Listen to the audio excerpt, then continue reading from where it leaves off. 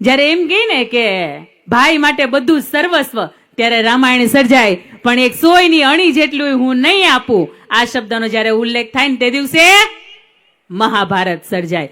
રામાયણની જ્યારે વાત કરવી છે ત્યારે માતા સીતા, લક્ષ્મણ અને શ્રી રામ 14 વર્ષનો વનવાસ પૂર્ણ કરીને જ્યારે અયોધ્યા પાછા ફર્યા તે દિવસે આખી અયોધ્યા શણગારાઈ હતી. અને ત્રણેય માતાને સૌથી પહેલા વંદન કરવા ગયા હતા. ત્રણેય માતા એની સામું નહોતી જઈ શકતી.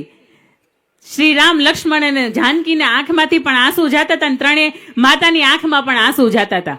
અને હળવેકથી કૌશલ્યા માતા એવું કહે છે કે બેટા જાનકી, બેટા સીતા, તમારા પિતાજી પણ આવ્યા છે, જાઓ એને પણ મળી આવો.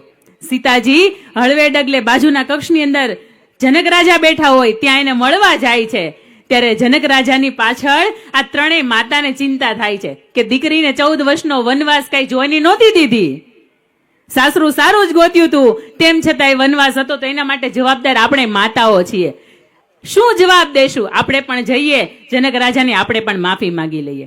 ત્યારે જનક રાજાની સામે ત્રણેય માતાઓ એમ કહેતી હોય કે અમને માફ કરી દેજો. તે દિવસે જનક રાજા એમ કહે છે કે માફ મને કરી દેજો. ત્યારે ત્રણેય માતા એવું કહે છે કે તમે કેમ માફી માંગો છો? તે દિવસે આ સીતાના પપ્પા એટલે જનક રાજા, આજની દીકરીનો બાપ, એવો શબ્દ કહે છે કે 2 જોડી મારો વલકલ ન આપી શક્યો.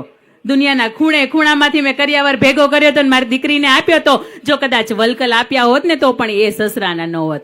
આવી દીકરી હોય ને એનો બાપ જનક રાજા હોય. દીકરી સાસરે જાય, થોડીક તકલીફ થાય, એને જાતે નીકળવા દેજો, પાસે નહીં જાતા.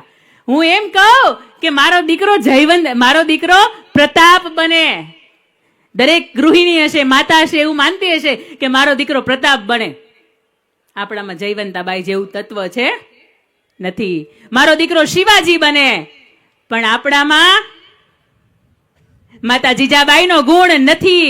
મારી બહેનો ઘરે બેઠી છો, પણ ઘરે બેઠા બેઠા એ ઘણું બધું થઈ શકે છે. હું એમ કહું કે મારો દીકરો વડાપ્રધાન મોદી બને, પણ આપણામાં હીરાબા જેવો ગુણ ખરો? નહીં ને. તો આ બધું હતું, આ ક્યાં ગયું?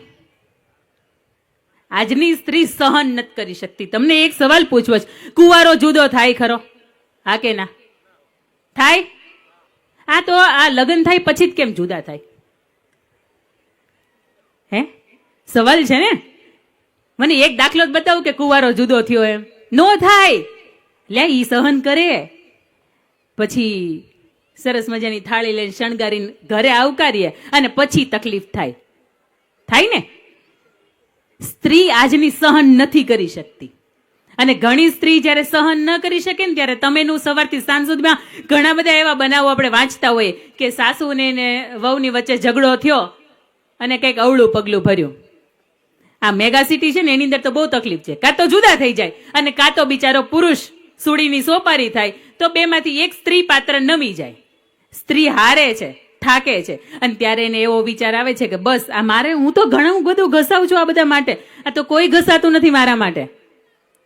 ત્યારે સ્ત્રીને એવો વિચાર આવે છે કે બસ મારે કોઈના માટે નથી જીવવું. આવા ઘણા બધા કેસ મારી પાસે આવે છે.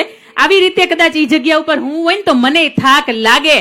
સ્ત્રી શક્તિ છું અને એના માટે હું આત્મહત્યા નહીં કરું. આ એક મજાનું હું છું વિરાંગના નામનું અભિયાન હું ચલાવું છું કે જેની અંદર જે સ્ત્રીને એવું થાય કે મારે નથી જીવવું, મારે મરી જવું છે, એ સ્ત્રીને હું એક જીવન જીવવાનો રસ્તો આપું છું. અરે મારી બહેનો, પરિવાર માટે નહીં તો સમાજ માટે જીવો, આ રાષ્ટ્ર માટે જીવો. ભગવાને આ આખું આપ્યું છે ને તો એને ઉજાળીને જાઓ. હું ઈચ્છું છું કે અહીંયા જેટલી પણ નારી શક્તિ ઉપસ્થિત છે ને જેને ગુજરાતી ભાષા સમજતા અને બોલતા આવડે છે એ એક વખત એની જગ્યાએ ઊભી થાય. ઊભા થાવ. થોડીક રાહત આપું છું, નહીં તો એમનેમ ન થવાય ને ઊભું. તો માત્ર નારી શક્તિ ઉપસ્થિત થાય.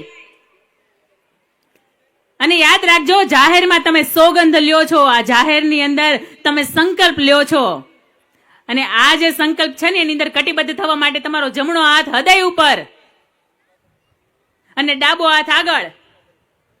બાજુવાળા નડતો હોય તો થોડુંક એડજસ્ટમેન્ટ કરવું.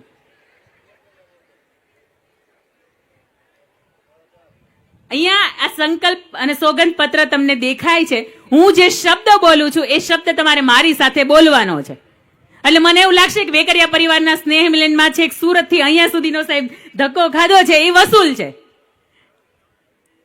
રાષ્ટ્રહિત સર્વોપરી. આત્મહત્યા એ અંતિમ ઓપ્શન નથી. હું શક્તિ સ્વરૂપા છું અને મારી શક્તિ સામે ત્રિલોક નમે છે. તો જગની કોઈ પરિસ્થિતિ એવી નથી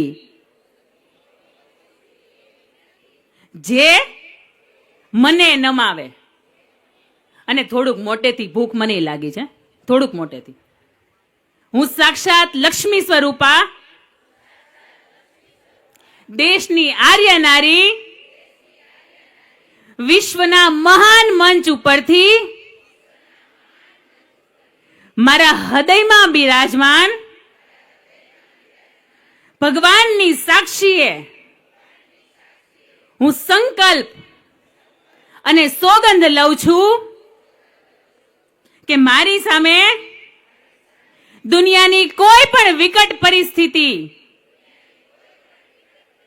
આવશે ત્યારે હું હિંમતભેર લડીશ, જજુમીશ, હારીશ નહીં, થાકીશ નહીં અને તે પરિસ્થિતિનો હસતા હસતા સામનો કરીશ. હું આત્મહત્યા કોઈ પણ સંજોગોમાં નહીં કરું. મારા જીવનનું કોઈ પણ કારણ નહીં બચે તો હું મારું જીવન સમાજને, રાષ્ટ્રને અથવા કોઈ નિરાધારને સમર્પિત કરીશ. એક શક્તિ સ્વરૂપે અન્ય શક્તિ સ્વરૂપાના જીવનમાં આવતી મુશ્કેલીઓનો સામનો કરાવવા મદદરૂપ બનીશ અને છેલ્લા શ્વાસ સુધી હું મારા જીવનની અંદર ચોક્કસ એક કાર્ય એવું કરીશ કે મારો પરિવાર, મારું કુટુંબ, મારો સમાજ અને મારો દેશ મસ્તક ઊંચું રાખીને મને ગર્વભેર યાદ કરે. જય હિન્દ. આપ સૌનો ખૂબ ખૂબ આભાર. નારી શક્તિ છે ઉપસ્થિત એ બેસી જાય. અને છેલ્લી નાનકડી વાત, આજનો પુરુષ વ્યસનમાં વ્યસ્ત છે, આજની મહિલા, આજની સ્ત્રી ફેશનમાં વ્યસ્ત છે અને આજનો બાળક લેશનમાં વ્યસ્ત છે. દીકરી આપણે આંગણે આવી હોય તો આપણી ફરજ બને એને કાપડું દેવું પડે. હા કે ના? તો પુરુષો, મારા વડીલો પાસે બે હાથ જોડીને વિનંતી કરું છું, તમારા વ્યસન મને આપી દો. બે હાથ જોડીને વિનંતી કરું છું, તમારા વ્યસન મને આપી દો. ગંગામાં જઈશ ને ત્યારે નાખી આવીશ, હું એનું શું કરી. અને બીજી વિનંતી નારી શક્તિ માટે, તમારી ફેશન મને આપી દો. આ આધુનિકતા છે ને, વિચારોમાં સારી લાગે, વસ્ત્રોમાં સારી ન લાગે. તમારું વાણી વર્તન અને તમારા વિચારોથી ઘર કુટુંબની અંદર કોકનું દિલ દુભાય ને તો એ તમારી શક્તિ છે ને એને વંદન ન થાય. ફરીથી આપ સૌને નારી શક્તિને વિનંતી કરું છું, જ્યારે સ્લીવલેસ બાયના કપડા પહેરો છો, જ્યારે 3/4 કેપરી પહેરો છો અને આપણા ઘરના વડીલને આમ માથું નીચું જોવું પડે છે ને તો આપણે નથી ને. અને બાળકને કહું છું, દુનિયાભરનું લેશન કરો, ખૂબ મોટા થાવ. અને આજે અહીંયા ખૂબ ઉપસ્થિત રહીને ગર્વ થયો કે આજે જે અહીંયા પુસ્તકનું વિતરણ થયું ને, કહેતા ગર્વ થશે કે પુસ્તકની અંદર વેકરિયા પરિવારના દાદાની ઘટના છે. 240 વર્ષ જૂની એક સત્ય સમર્પણની એક કથા છે અને આજ સુધીમાં ઇતિહાસમાં 4 ઘટનાઓ પૈકીની એક ઘટના છે.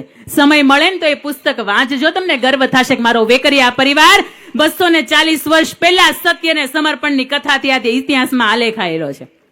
ફરીથી આપ સૌનો વંદન. જય હિન્દ, જય ભારત.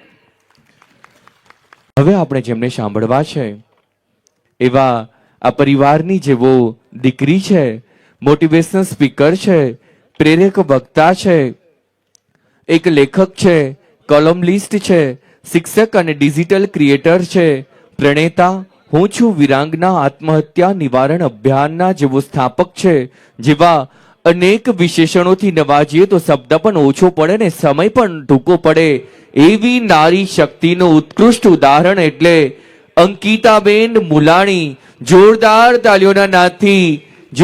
તાલીઓના નાદથી બેન શ્રી મુલાણી બેનને આપણે મંચ પર આવકારી રહ્યા છીએ. નમસ્કાર.